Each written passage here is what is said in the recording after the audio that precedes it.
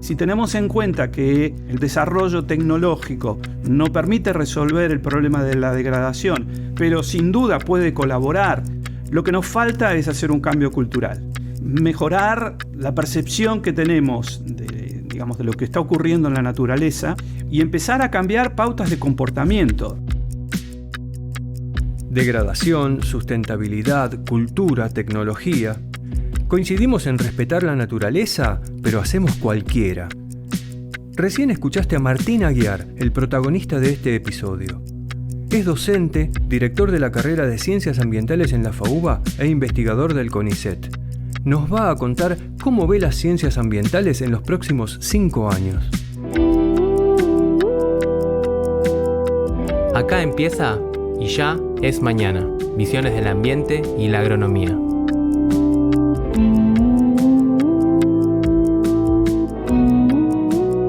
Nuestra naturaleza es conservar o degradar los ambientes. El ambiente sano, ¿un derecho para cada vez menos personas? ¿Pueden proveer servicios los ecosistemas digitales? El futuro es solo otra versión del presente. La primera pregunta que se me ocurre formularle al futuro es, ¿seguiremos llamando crisis a la degradación ambiental sostenida en el tiempo? Esta pregunta tiene que ver con la idea de que, o con mi idea, que no es mía, sino que es de varios pensadores, de que hay una degradación ambiental y que ya se ha pasado un umbral que determina que la biosfera ha cambiado en su estructura y su funcionamiento. Cuando estamos hablando de crisis, estamos de alguna manera haciendo referencia a un episodio puntual. Y esto es una dinámica que, más que desacelerarse, se acelera y que es continua en el sentido de la degradación. Entonces, el punto crítico, me parece, y el que está hablando es un profesor de la Facultad de Agronomía de Biología de la Conservación. Yo enseño Biología de la Conservación. Y entonces, como tal, a mí lo que me preocupa es básicamente la pérdida de biodiversidad. Entonces, en ese sentido, yo veo que la actividad humana en todo el planeta, en la Argentina también incluido, determina una gran tasa de pérdida de biodiversidad. Los cambios que estamos realizando en la biodiversidad, sin duda, van a tener o ya tienen impacto.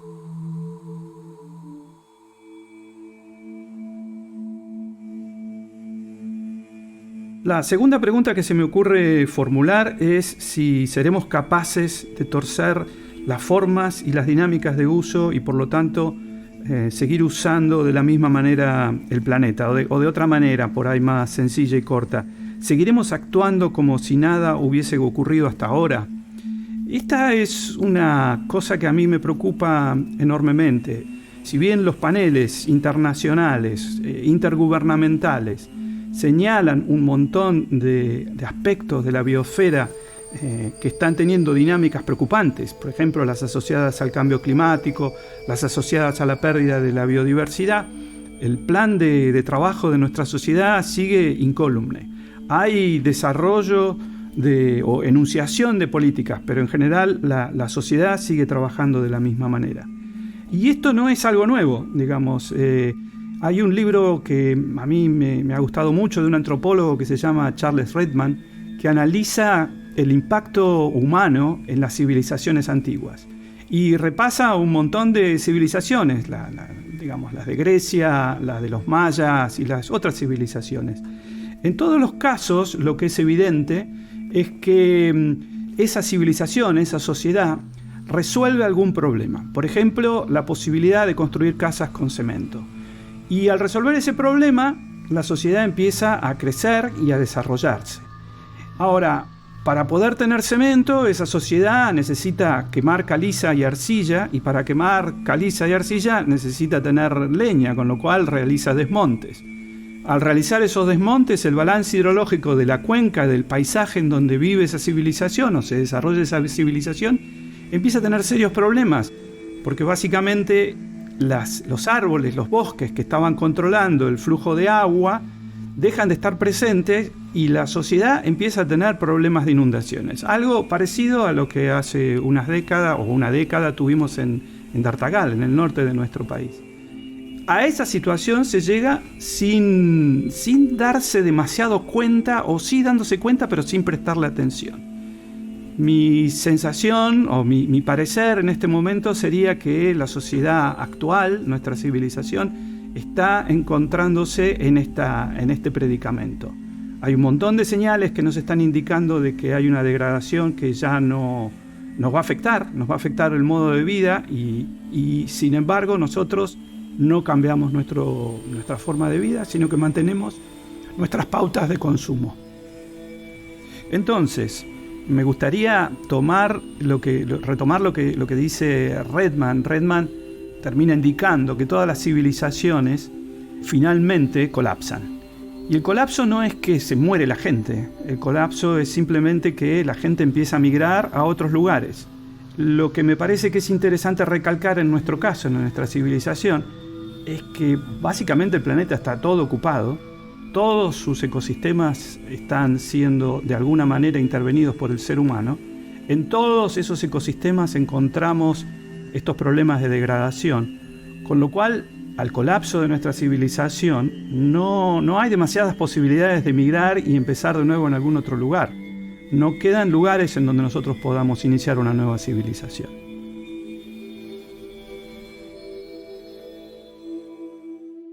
La tercera pregunta que me parece interesante formularle al futuro, y quizás lamentablemente mantengo una percepción pesimista, la misma que he tenido en las anteriores respuestas, sería la pregunta: ¿podremos resolver la degradación ambiental con tecnología? Esto es algo que aparece recurrentemente en la prensa y en las discusiones y inclusive en los ámbitos académicos. Y allí querría volver también a la historia. A principios o finales del siglo XIX, principios del siglo XX, hubo un economista inglés llamado William Jevons que propuso lo que se conoce ahora como la paradoja de Jevons. Este economista lo que proponía, él estudiaba como economista la economía del carbón. La sociedad británica estaba fuertemente asociada a su industria, estaba fuertemente asociada y desarrollada sobre la base del uso del carbón. Y él lo que encontraba y propone es que cuando uno mejora la tecnología de uso de un recurso natural, lejos de disminuir la presión sobre ese recurso natural, lo que ocurre es un aumento de la presión de uso sobre ese recurso natural. Es decir, que en la medida en que los ingleses mejoraban la eficiencia en el uso de carbón para sus aplicaciones, para utilizarlo en su industria, no bajaba el consumo de carbón, por el contrario, aumentaba. Esta paradoja me parece que en el fondo lo que está mostrando es que esas eficiencias que nosotros logramos con la tecnología no están necesariamente orientadas a un manejo más adecuado de los recursos naturales, sino que por el contrario están fuertemente asociadas y digamos, encolumnadas detrás del objetivo de conseguir una mejor eficiencia económica, que no es necesariamente lo mismo. Entonces, de esa manera, y tomando en cuenta lo que les conté antes respecto de lo que pasó en las civilizaciones antiguas, respecto de los avances tecnológicos promoviendo desarrollos de las sociedades intensificando el uso de recursos y desarrollándose, pero en algún momento llegando a un problema de degradación ambiental que generaba el colapso, la paradoja de Jevons va en el mismo sentido. El desarrollo tecnológico per se no va a resolver el problema de la degradación de la degradación ambiental. La cuarta pregunta que yo pretendo formularle o que le formulo al futuro es: ¿será posible cambiar la relación del ser humano con la naturaleza a través de la cultura? Y esto yo lo he discutido bastante con mis estudiantes en clase. Si tenemos en cuenta que la venida a recorrer o el desarrollo tecnológico no permite resolver el problema de la degradación, pero sin duda puede colaborar con el problema de la degradación, lo que nos falta es hacer un cambio cultural. Este cambio cultural pasa por mejorar la percepción que tenemos de lo que está ocurriendo en la naturaleza, valorar esa naturaleza, esos servicios ecológicos que la naturaleza nos está brindando y empezar a cambiar pautas de comportamiento. Fundamentalmente yo creo que habría que cambiar la forma en que está concebido el mercado. El mercado en este momento es un mercado concebido para favorecer el consumo. Y el consumo claramente tiene dos consecuencias para el ambiente. Por un lado, la utilización desmedida y desproporcionada de los recursos, pero por el otro, el volcado de todos los residuos que produce nuestra actividad, tanto la producción de esos bienes como el consumo de esos bienes que se ofrecen en el mercado. Entonces, me parece que en ese sentido, cuando yo hablo de cambio cultural, me estoy refiriendo justamente a eso. Es, por un lado, el cambio de esta cultura de consumo y por el otro lado, la idea de que empecemos como ciudadanos, empezar a valorar la naturaleza.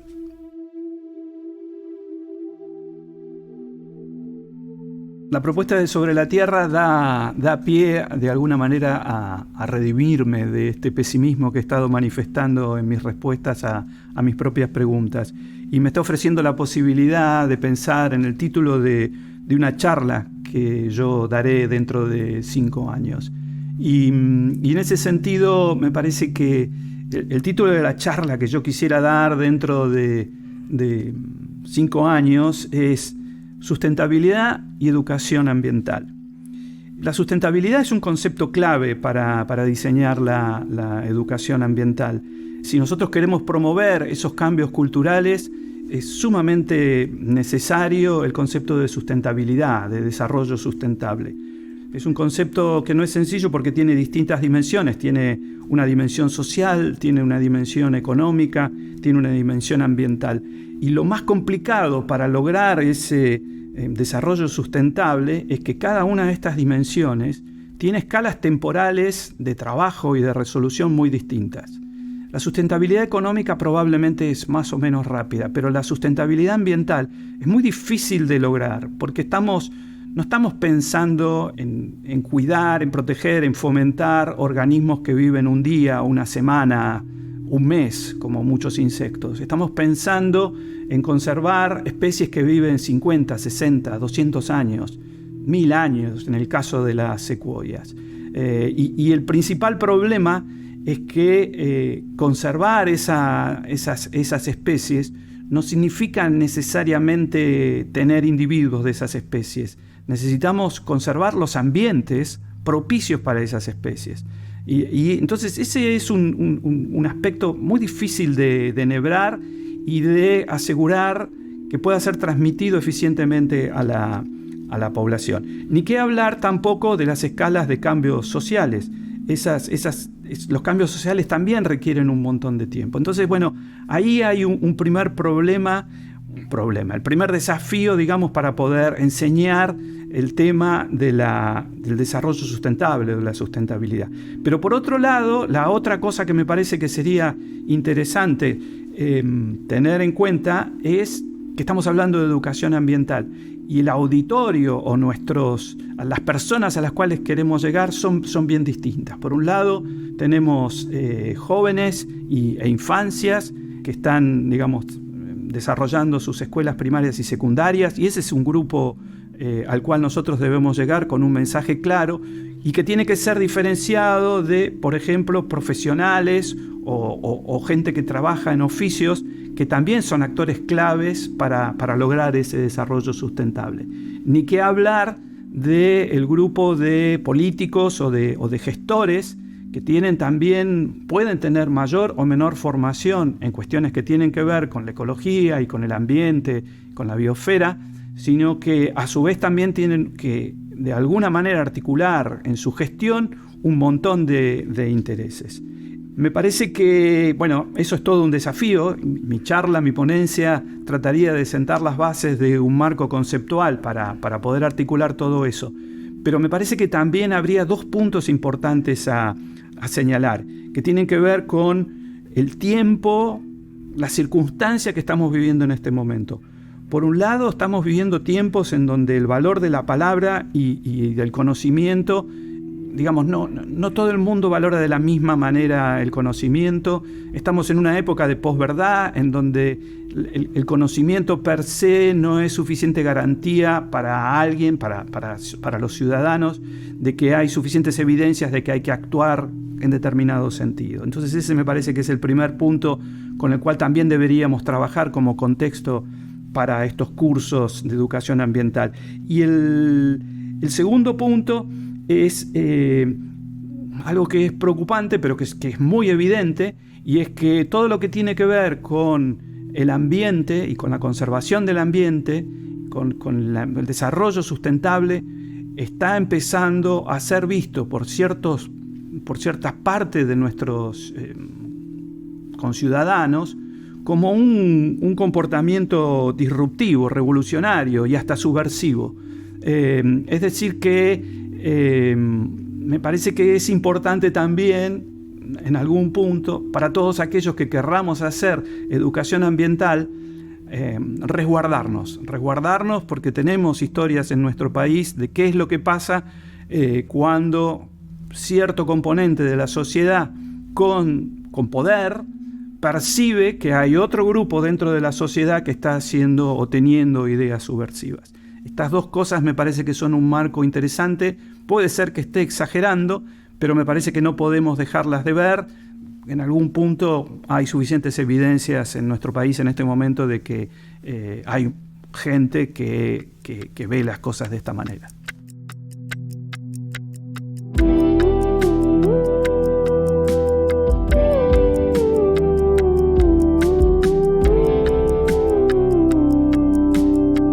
Así se termina este episodio de Y ya es mañana, visiones del ambiente y la agronomía. En las voces, Sebastián Tamashiro y Pablo Roset. Los y las esperamos en el próximo episodio para abrir otra ventana al futuro.